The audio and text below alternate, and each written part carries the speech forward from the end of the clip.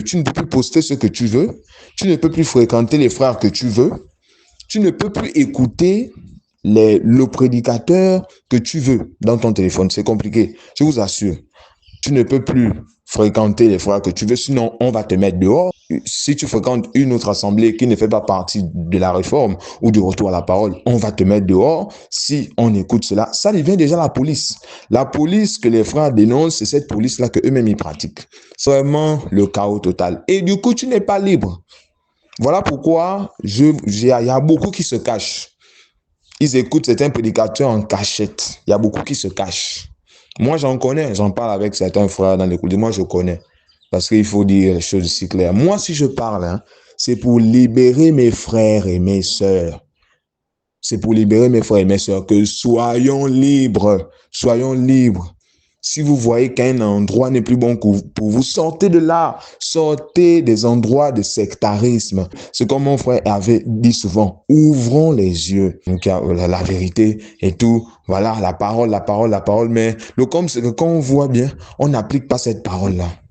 Le contrôle que les frères dénoncent, c'est ce contrôle-là qu'ils pratiquent.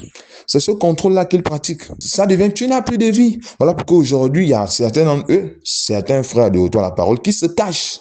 Ils écoutent certains prédicateurs en cachette. Ils écoutent certains cantiques en cachette. Certains se cachent pourquoi? Parce que ils se disent que non, si on est au courant que je suis tel, bon, on va me mettre dehors ou bien si c'est là, beaucoup ont peur.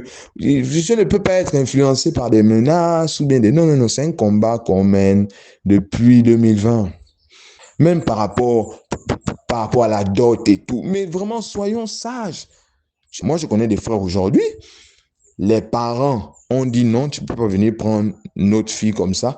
Et ça se tape 1 an, 2 ans. Ils sont là, ils disent, le Seigneur va faire grâce. Le Seigneur va faire grâce. Ah bon, le Seigneur va faire grâce. Aujourd'hui, les frères ont du mal à se marier. Les sœurs stressent. Elles ne vous le disent pas, mais les sœurs stressent. Quand il s'agit du mariage, oh, je vais aller dire à mon père qu'on ne donne pas la dot. Mais ça, c'est quel message? Et aujourd'hui, ça me fait mal de voir des frères. Si on parle, c'est pas pour rien. On ne dépense pas notre énergie pour rien, mais on veut sauver les frères et sœurs du sectarisme. Sortez de là. Moi, en gros, ça me fait mal quand des frères attendent pendant longtemps que la belle famille puisse accepter le fait de ne pas payer la dot. Mais attends. C'est le chaos total. Aujourd'hui, il y a des frères qui ne se marient plus à cause de cette doctrine-là, à cause de cette affaire-là, que eux-mêmes, ils n'ont même pas compris.